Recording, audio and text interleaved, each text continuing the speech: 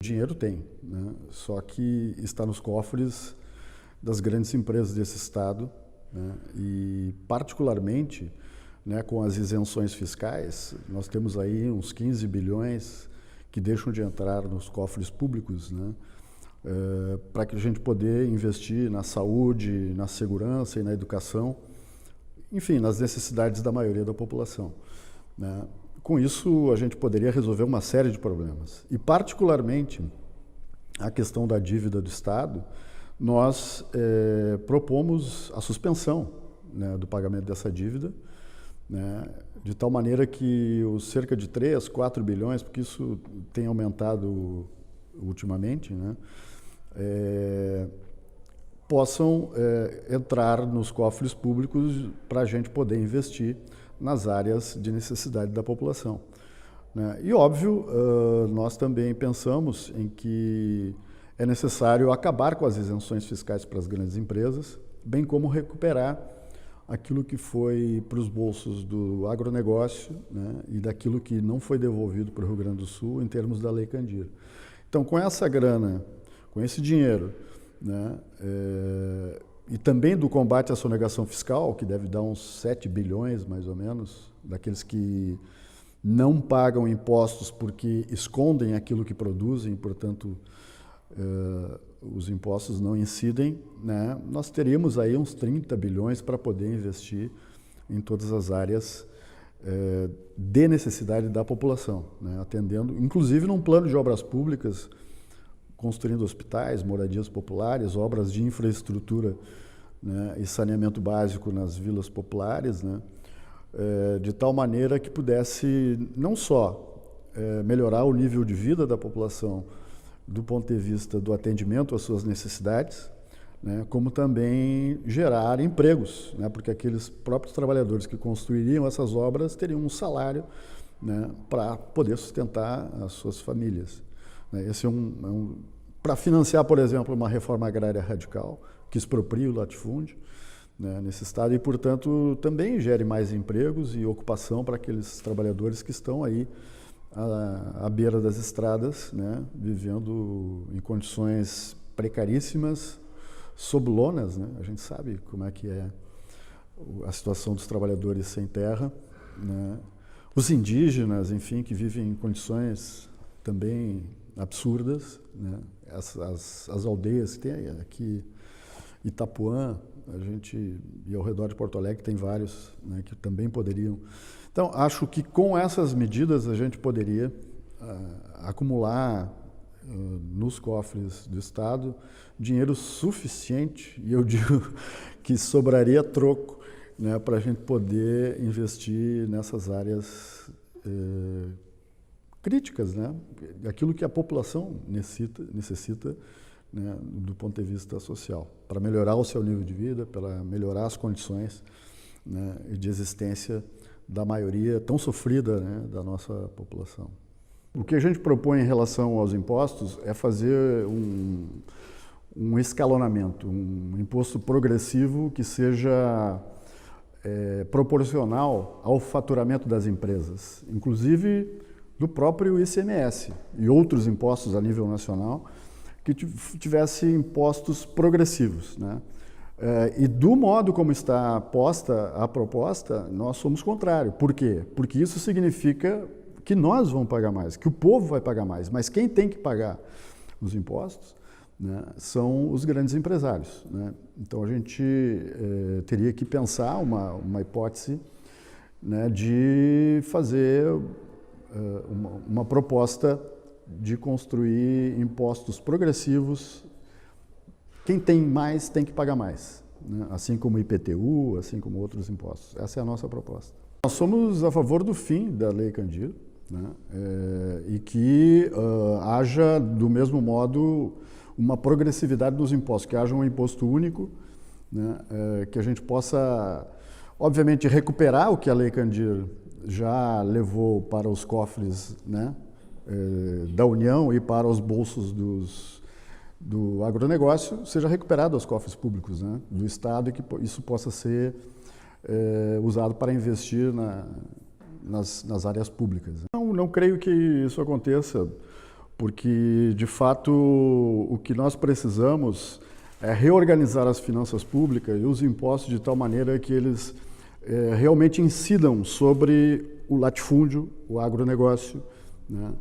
E, obviamente, o que nós propomos é isso. Então, obviamente que uma das coisas que nós pensamos assim que os grandes empresários, né, com um tipo de medida desses, não ficariam quietos e reagiriam, obviamente, né? Mas o que nós propomos a nível nacional não é uma tolerância com os grandes empresários, né? A nossa política é justamente mexer no vespeiro, de tal maneira que aqueles poderosos desse país paguem, né? Porque até hoje o que tem acontecido? O que tem acontecido é que, né, os trabalhadores é que pagam a conta sempre, né? Então, esses senhores, né, precisam ser sobretaxados, por um lado, e por outro lado, né, eles seriam alvo da própria reforma agrária, porque nós queremos expropriar o latifúndio e colocar na mão dos trabalhadores. É mais do que ter uma medida de sobretaxação. Sim, a taxação como uma medida de transição, mas nós propomos uma reforma agrária profunda que exproprie o latifúndio e coloque ele na mão dos trabalhadores que não têm terra para plantar. Nós não vemos assim as atribuições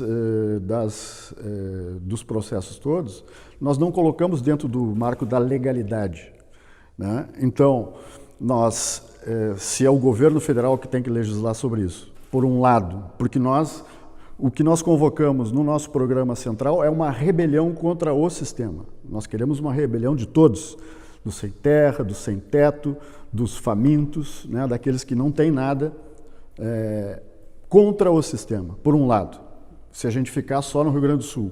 Porém, a gente vê a nossa política como um todo, né, como uma política integrada. Por exemplo, a nossa chapa de candidatos à presidência da República, a companheira Vera e o companheiro Herz, que é seu vice, né, propõem, né, a nível nacional, uma expropriação das 100 maiores empresas do país, por exemplo, né, daqueles grandes capitalistas, e dentro disso, obviamente, nós estaríamos incluindo algumas dessas grandes empresas aqui no Rio Grande do Sul, inclusive do agronegócio, né? E a reforma agrária é pensada no âmbito nacional, sem dúvida nenhuma.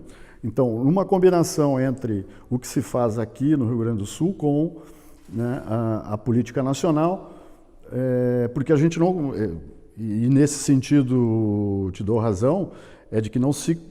Mesmo que se queira, né, as coisas têm que mudar a nível nacional, né? Nós pensamos assim. Em primeiro lugar, nós não achamos que os governos desses países que tu citaste, particularmente a Venezuela, sejam de esquerda.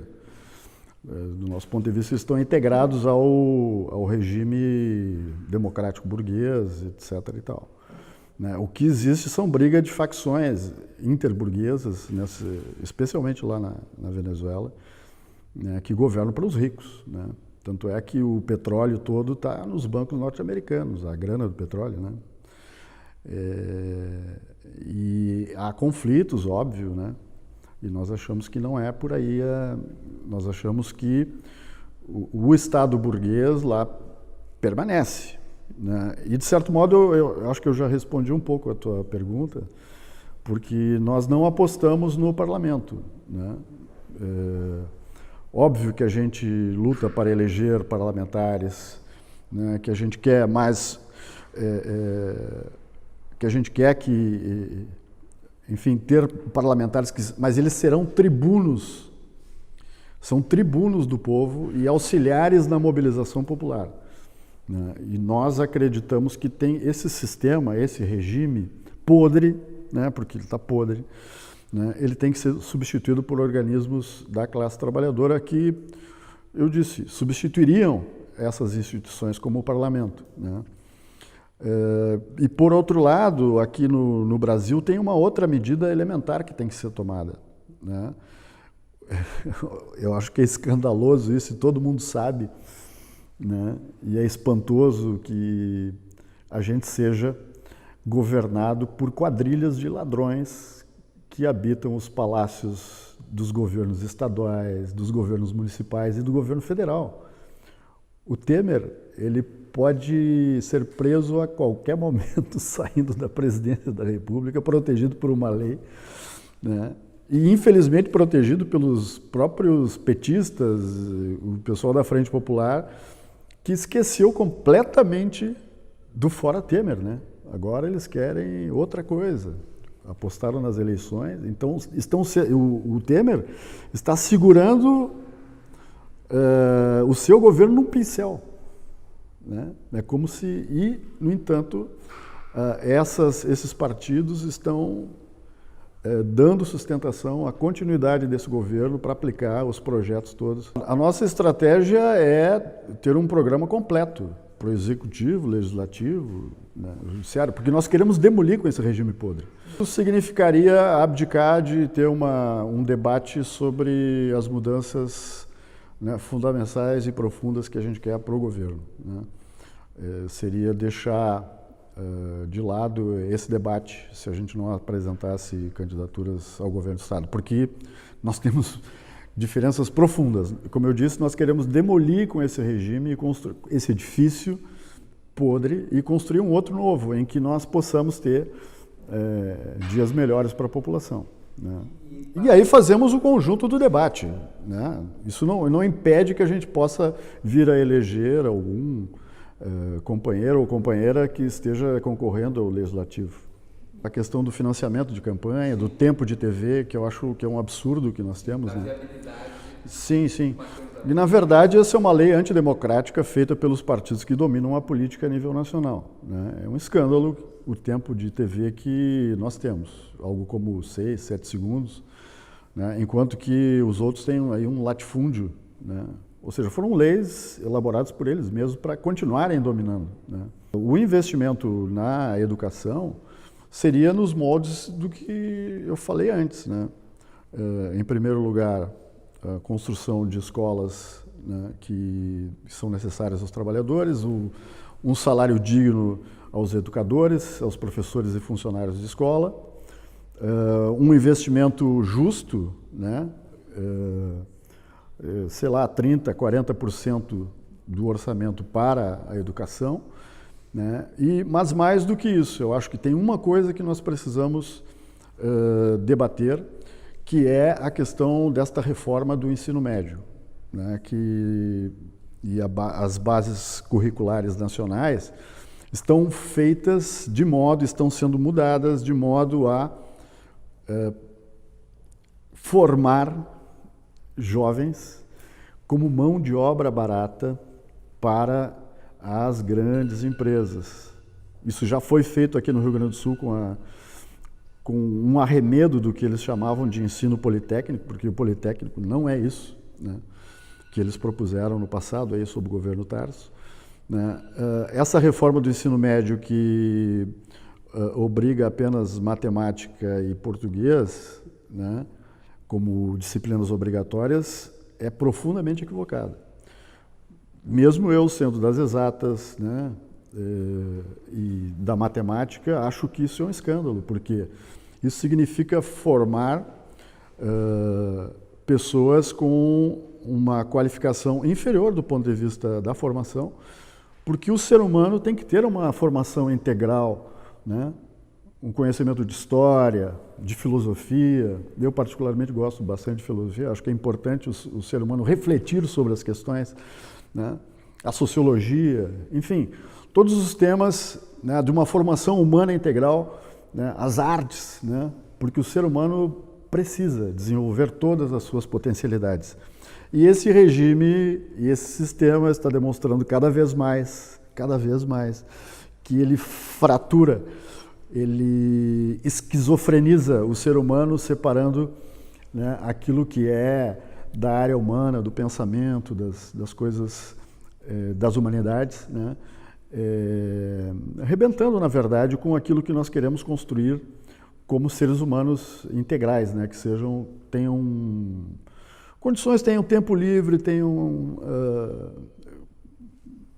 fazer uma poesia, enfim, pintar um quadro, as artes, né? Eu acho que as artes são uma das áreas supremas para os seres humanos, assim, do ponto de vista da expressão, né? E, na verdade, esse sistema e essas propostas aí acabam impedindo esse desenvolvimento cada vez mais. O projeto é a escola com partido, né? Só tem o nome de sem partido porque é o partido único daqueles que pensam que a verdade absoluta é o sistema tal qual ele existe, né? Da dominação imperialista, capitalista, né? Que nada pode ser questionado, que nada pode ser contraposto dentro das escolas, né? Então nós somos contra esse projeto das escolas sem partido, né? Porque isso significa tolir as capacidades. Vai no mesmo sentido, né? Vai no mesmo sentido dessa, inclusive de perseguir, né? Aqueles que tenham ideias diferentes, que professam ideias diferenciadas. A liberdade de cátedra, eu diria, né? O professor, dentro da sala de aula, tem que ter toda a liberdade para desenvolver a sua metodologia, as suas concepções, etc. Então, de fato, isso precisa ser enfrentado, né? Felizmente, agora, em São Lourenço, esse projeto foi vetado, né? Eles aprovaram na Câmara dos Vereadores, mas foi vetado pela Prefeitura, felizmente. Então, isso é importante, é um passo importante para a gente avançar. Mas eu queria falar de tempo livre, se é que eu posso. Na verdade, uma outra medida muito importante para nós é a redução da jornada de trabalho, né? Porque um trabalhador hoje, ele gasta 44, 48 horas semanais para 8 horas por dia, né, produzir. E, por um lado, um operário, por exemplo, né, ele não tem tempo para se divertir. É do trabalho para casa, da casa para o trabalho, e não tem espaço para uma formação, vai embrutecendo, né, e fica com a família nos fins de semana. Então, e pior de tudo, ultra explorado e não tem condições sequer de ir a um cinema, né, de fazer uma viagem ao redor, no Rio Grande do Sul que seja. Então, nós achamos que tem que reduzir a jornada de trabalho, por um lado, sem redução de salário. E falando em salário, a estimativa que existe é que menos de 2 horas por dia digamos assim, já paga o salário do trabalhador. Enquanto que as outras, vamos arredondar para 6, né? Que sejam 6 horas das 8 diárias, vão para o bolso do empresário, que sequer pisa na fábrica, né?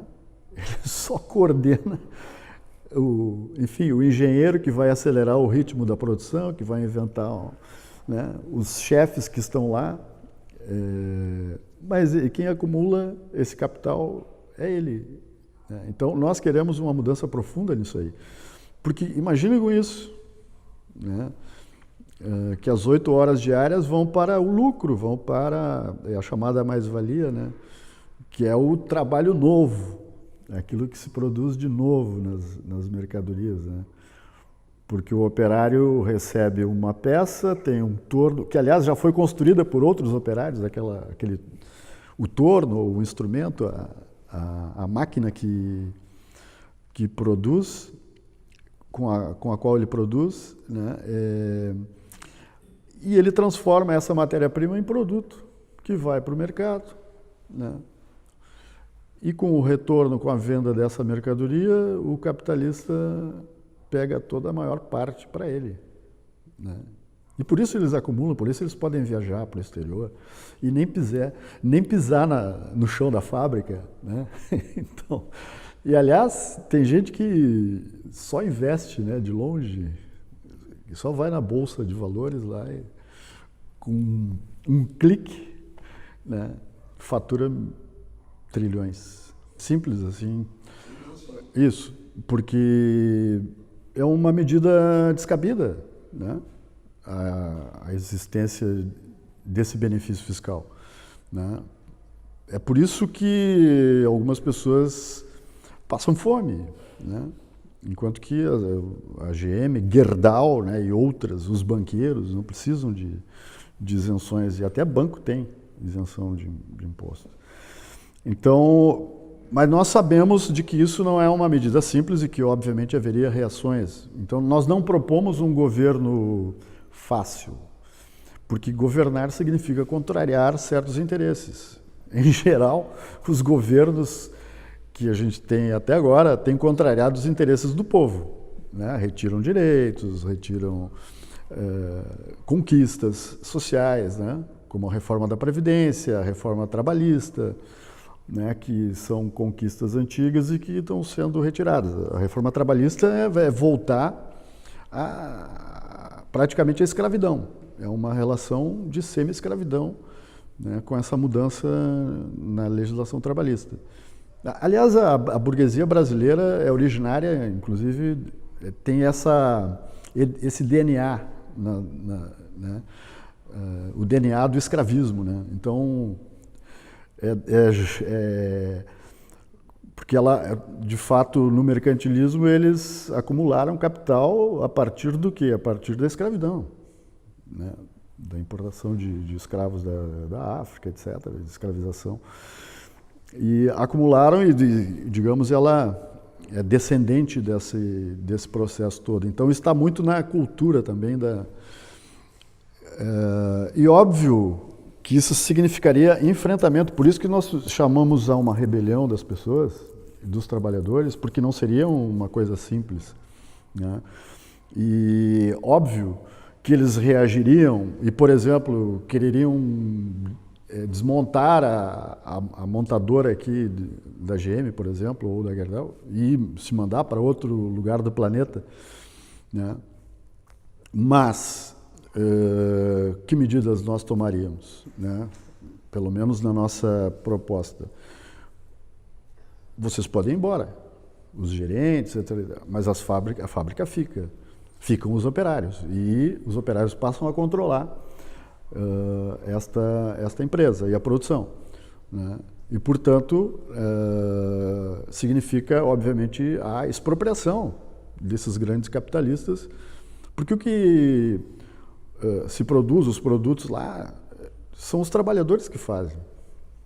É o trabalho humano desenvolvido pelos operários que produz os automóveis, que produz o aço que a GM exporta. Toda a tecnologia, todo o avanço tecnológico é bem-vindo, né, como uma conquista da humanidade, só que ele não pode, né, ser um obstáculo para o desenvolvimento das pessoas, dos trabalhadores. Então, por isso a redução da jornada de trabalho e digamos assim, a repartição do trabalho necessário entre todos os que estejam disponíveis. Se nós precisarmos trabalhar apenas 2 horas por dia, perfeito, beleza.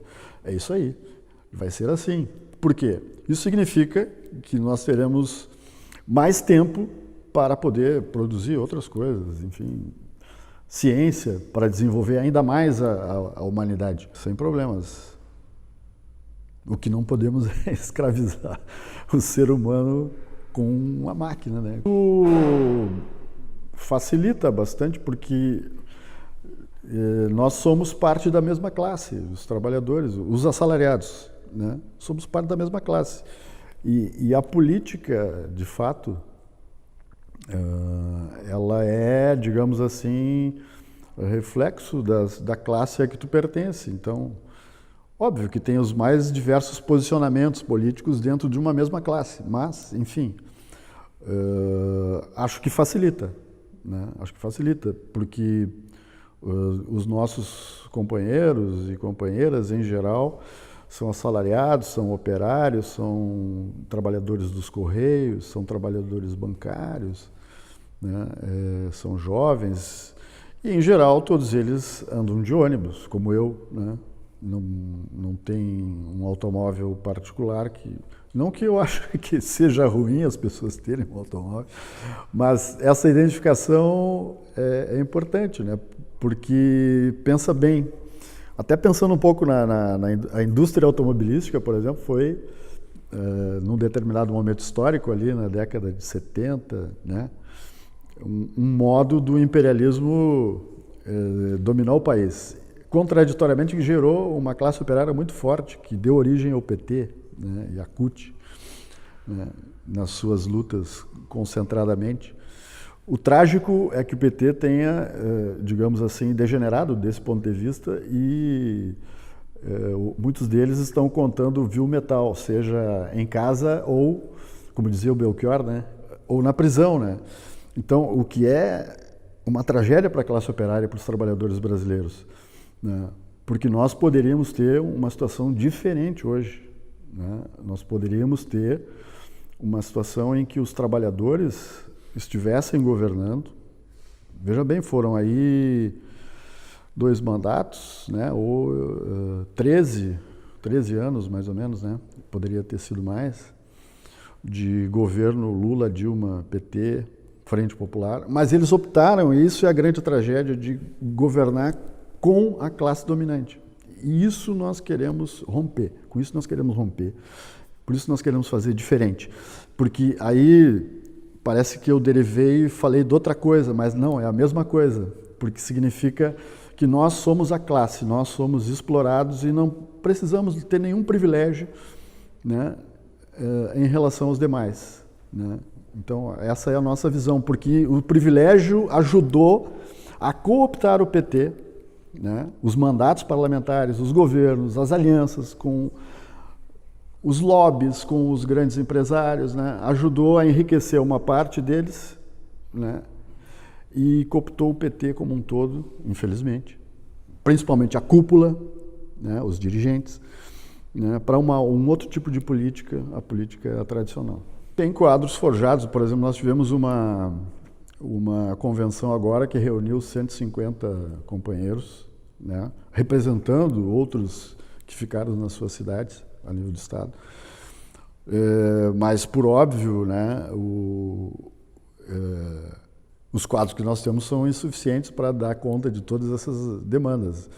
A solução para esse problema é justamente a classe como um todo, né, assumir, dar um passo à frente e forjar as suas lideranças, as lideranças necessárias, os dirigentes, os militantes e tal, para darem conta de um novo Estado. Por isso que nós propomos os conselhos populares, né, que é de onde sairiam aqueles que dirigiriam o governo, que estariam à frente do governo, né? Então, porque nós não queremos governar sozinhos. O obstáculo, em primeiro lugar, são os dirigentes dos partidos como o PT, PCdoB e outros, as organizações sindicais que não querem derrubar o regime. Eles não querem. Esse é o primeiro obstáculo. O segundo é a desesperança das pessoas que acreditaram um dia neles, né, e que viram que eles fizeram justamente o contrário daquilo que propunham inicialmente, ou parecia que propunham, né, lá no início, na década de 70. Então, um pouco da desesperança. E, por outro, eu acho que é um momento de tomada de consciência, porque se a gente estudar e refletir sobre as revoluções, as verdadeiras revoluções, a francesa, né, mesmo a cubana, mas particularmente a russa, né, elas criaram os seus próprios dirigentes do novo Estado, porque muitas vezes as pessoas aprendem em poucos meses aquilo que se levaria séculos para aprender, né? Então, nós acreditamos que essa rebelião dos trabalhadores vai forjar esses dirigentes para superar essas dificuldades existentes aí, né? Forjando... Para a gente ter uma ideia, assim, ó, os bolcheviques tinham 50 militantes em Petrogrado em 1912. Em 5 anos, eles tomaram o poder, né? E construíram, em 5 anos, né, um Estado completamente diferente que, digamos assim, foi capaz de desenvolver as forças de produção, de dar condições de vida que sobrevivem até hoje, pós-restauração do capitalismo lá. Saúde, né, na verdade, ela tem que ser gratuita, né, e uma das políticas significaria a gente construir hospitais, enfim, e um atendimento básico à população, descentralizando, né, o atendimento e não trazendo as pessoas para as capitais, né, de tal maneira que a gente possa ter, digamos, as especialidades em hospitais e centros de saúde no interior do estado. Né? A gente passa, eu seguidamente indo para o CEPERS, passo na Santa Casa, é um monte de ambulância vindo de todo lado. Por quê? Porque lá não tem, né? Na sua região não tem um atendimento qualificado para isso, né? Então significa investir nesse aspecto. Na segurança pública, nós queremos desmilitarizar a polícia militar, formar uma polícia única, né? Não militarizada, em que em primeiro lugar, os membros da segurança pública elejam os seus dirigentes, os seus delegados de polícia ou comandantes, como quer que se seja, como for, né? Eles mesmos elejam e, mais do que isso, a população controle a polícia, né? Que os conselhos populares nos bairros, na cidade, enfim, né, tenham um conselho lá e dentro desse conselho ele tenha uma atenção à questão segurança pública, né? E que seja controlado pela população. E para ver o que eles estão fazendo, se eles estão cuidando, né, dos trabalhadores ou se estão batendo nos trabalhadores, né? Ou estão protegendo a propriedade privada, como tem sido a função da Brigada Militar, lamentavelmente, né? Porque, em geral, lembram de 2013, das jornadas de junho? Né? A polícia do Tarso, na época, bateu no trabalhador e protegia a RBS, né? Botava lá o batalhão de choques a proteger a RBS, protegendo, portanto, a propriedade privada e não a população, ao invés de... Né? Então, as funções da segurança pública, do nosso ponto de vista, têm que estar a serviço da maioria da população e não de meia dúzia.